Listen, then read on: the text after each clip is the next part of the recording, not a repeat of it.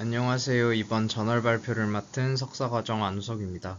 제가 발표할 논문은 Identifying Neuroimaging Biomarkers of Major Depressive Disorder from Cortical Hemodynamic Responses Using Machine Learning Approaches로 해당 논문은 FNIRS를 활용하여 MDD에 대해 연구한 논문으로 NIRS 데이터로부터 다양한 특징을 추출한 점이 제가 진행하고 있는 연구에 도움이 될 것 같아 발표하게 되었습니다. 해당 논문은 eBioMedicine이라는 저널에 기재된 논문으로 임팩트 팩터는 10.8이고 메디슨 리서치 앤 익스페리멘털 부문에서 Q1에 랭크된 논문입니다. 인트로의 첫 번째 문단에서는 MDD에 대해 간략히 소개하였습니다. MDD는 WHO에 따르면 전 세계적으로 높은 유병률을 보이고 있고 심한 경우 자살에까지 이를 수 있는 질환이기 때문에 조기에 진단하여 개입하는 것이 중요하다고 언급하였습니다. 인트로의 두 번째 문단에서는 MDD를 초기에 정확하게 진단하기 위해 객관적 생체 신호를 활용하여야 한다고 언급하였습니다. 본 연구에서는 해당 문단에서 FNIRS를 통해 옥시 및 디옥시헤모글로빈의 농도 변화를 확인하는 것이 정신질환을 조사하는 데 민감한 지표로 간주되기 때문에 본 연구에서는 FNIRS 데이터를 활용하였다고 언급하였습니다. 인트로의 마지막 문단에서는 MDD 환자를 대상으로 하여 FNIRS 분석을 진행한 선행 연구에 대해 언급하였습니다. 선행 연구에 따르면 머신러닝 결과 MDD 환자에서는 전두엽 활성 저하가 관찰되었으나 데이터 규모가 작았던 점으로 인해 한계가 있었다고 언급하였습니다. 이에 본 연구는 대규모 데이터를 기반으로 하여 머신러닝을 적용해 MDD의 바이오마커를 규명하고자 하였습니다. 실험에 참여한 피험자는 총 363명으로 평균 나이 36.4세의 정상인 186명과 평균 나이 39.0세의 MDD 환자군으로 이루어져 있었습니다. 이때 MDD 환자의 경우 SCID를 통해 진단된 피험자들로 우울증 증상 척도인 HAM-D 점수로 우울증 증상 심각도를 평가하였고 GAF를 통해 다른 정신질환에 대해서도 평가를 하여 최종적으로는 MDD 이외의 질환을 동반한 피험자들은 제외하였습니다. 또한 실험에는 VFT라는 언어 유창성 평가 과제를 진행하였는데요. 보이시는 우측의 그림은 본 연구에서는 과제에 대한 도식이 특별하게 나타나지 않아서 제가 다른 논문에서 발췌하여 조금 수정한 그림입니다.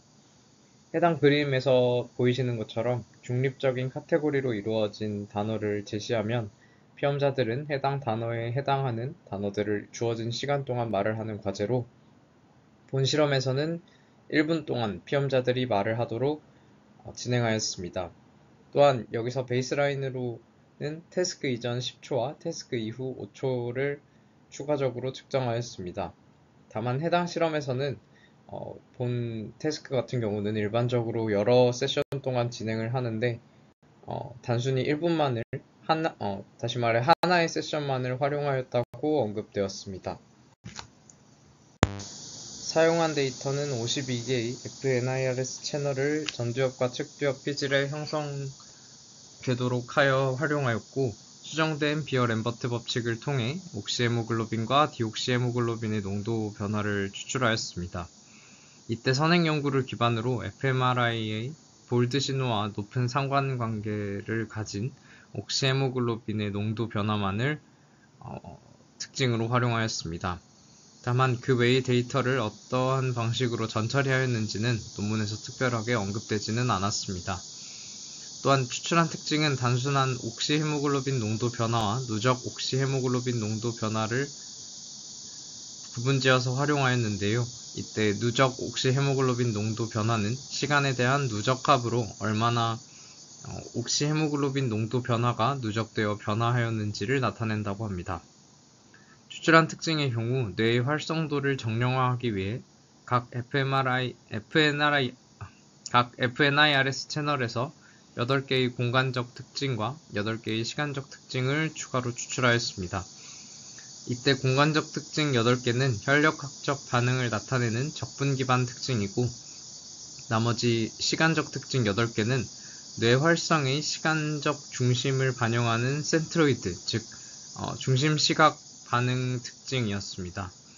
여기서 추가적으로 각 특징들에 대해 원신호를 의미하는 로우, 양의 신호를 의미하는 포지티브, 정교화를 의미하는 제로놀m, 절대값을 의미하는 앱솔루트로 뇌 반응의 강도와 시점을 모두 포착할 수 있도록 설계하였습니다. 다음은 본 연구에서 활용된 머신러닝 알고리즘입니다.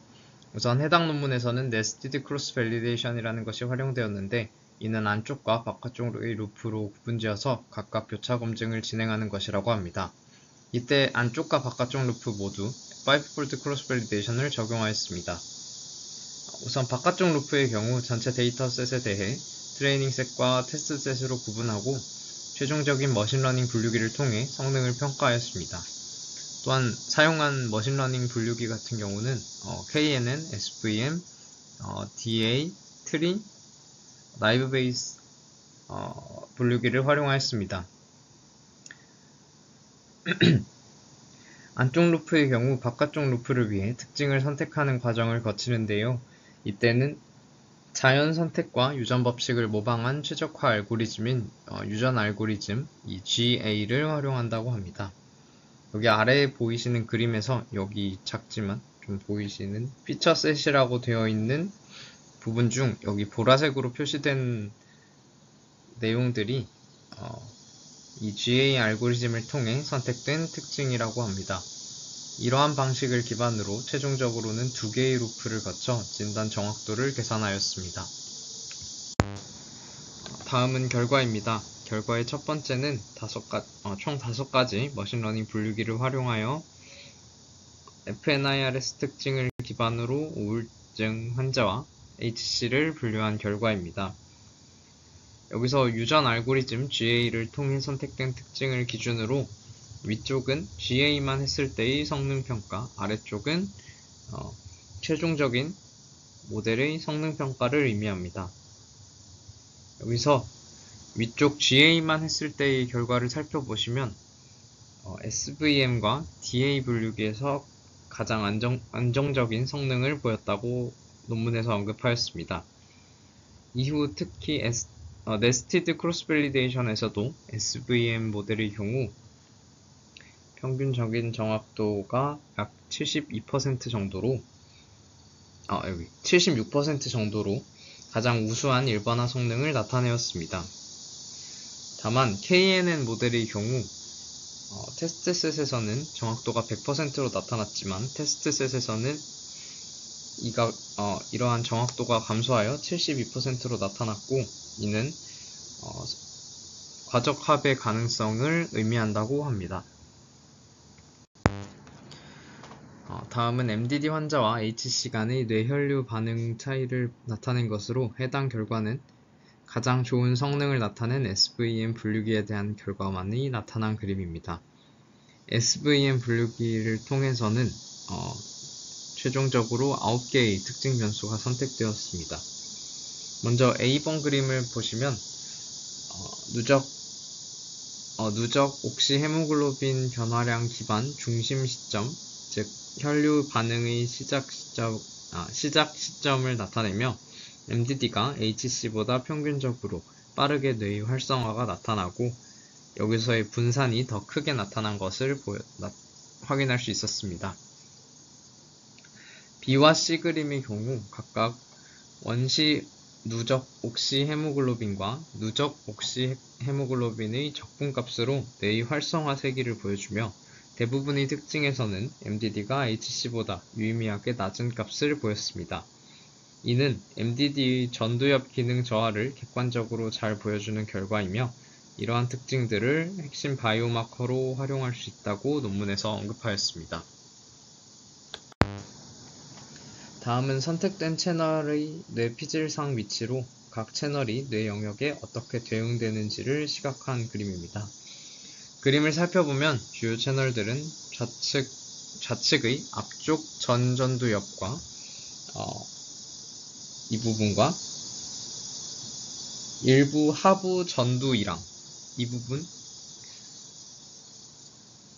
전두 이랑 부위에 집중되어 분포됨을 확인할 수 있었습니다. 여기서 채널의 색상은 해당 채널에서 몇 개의 특징 채널이 선택되었는지를 나타내는 것으로, 예를 들어 이 1번 채널의 경우 세 가지 변수, 즉 로우 적분, 누적 적분, 누적 센트로이드 값이 선택되어 분류 성능에 기여하였음을 의미한다고 합니다. 결과의 마지막은 데모그래픽 요소들이 분류 성능에 미치는 영향을 분석한 결과입니다. 먼저 연령 요인을 살펴보면 여기 연령 요인을 살펴보면 50세 미만 집단에서는 SVM 분류기의 정확도가 더 높았던 반면 50세 이상에서는 DA 분류기가 더 우수한 성능을 보이는 것을 확인할 수 있었습니다. 흡연 및 음주 상태에 따른 분류 정확도를 확인해 본 결과 두 분류기 모두 만성 흡연자에서 더 높은 정확도가 나타났으며, 특히 SVM 모델에서의 음주자에 대한 정확도는 비음주자 대비 10% 정도 더 높게 나타났습니다. 또한 가족력이 있는 환자에 대한 민감도는 DA 분류기 기준으로 약 7.5% 정도 높았으며, 항우울제를 복용 중인 환자의 경우 SVM 분류기 기준 약 8.9% 더 높은 민감도를 보였습니다. 우울증 지속 기간에 따른 민감도를 확인해 본 결과 지속 기간이 길어질수록 민감도가 감소하는 경향이 나타났습니다. 반면 DA 분류기는 1년 미만 집단에서 평균 80% 정도의 민감도를 보여 조기 진단 측면에서의 진단 가능성을 시사한다고 합니다. 마지막으로 결론입니다. 해당 연구는 C계열 NIRS 신호로부터 MDD를 분류하기 위한 머신러닝 프레임워크를 제안하였습니다. 그중 SVM 모델이 가장 높은 정확도와 예측 성능을 보였으며, 총 363명의 대규모 데이터셋을 활용하여 일반화 능력을 입증했고, 이는 기존 소규모 연구의 한계를 보완한 중요한 성과라고 저자들이 언급하였습니다. 연구 결과 MDD 환자들은 전전두엽 영역에서 비정상적인 혈류 반응을 보였으며, 특히 활성세기를 나타내는 통합계열 지표들이 낮게 나타났습니다. 또한 반응 타이밍의 효율성을 나타내는 센트로이드 지표의 분산 또한 커졌는데, 이는 우울증의 인지적 결함과 관련이 있을 수 있다고 언급하였습니다. 분류기 성능 확인 결과 우울증 환자 중에서도 흡연자, 그리고 음주자, 병력기간이 긴 환자들의 경우 분류 정확도가 더 높게 나타났고, 이는 특정 데모그래픽 요인이 뇌 기능 저하와 연관이 될 수 있음을 시사한다고 하였습니다. 해당 연구를 통해 NIRS 분석에 대해 조금 공부해 볼 수 있었고, MDD를 비롯한 정신질환 환자 데이터의 경우 다양한 데모그래픽 요소들에 대해 여러 가지 방향으로 고민해서 분석을 해야겠다라는 생각이 들었습니다. 다만 본 연구에서도 아쉬운 점이 있었는데요. 우선 논문에서 활용한 데이터에 대한 전처리 과정 등이 전혀 나타나지 않았고, 머신러닝 성능도 대부분 70%를 웃도는 수준으로 낮게 나타난 점 또한 아쉬웠습니다. 또한 VFT를 통해 나타나는 단어의 수 등을 MDD와 HC를 서로 비교하여 인지 기능을 확인할 수 있었을 것 같은데, 그러한 내용도 명확하게 나타나지 않았던 것이 아쉬웠습니다.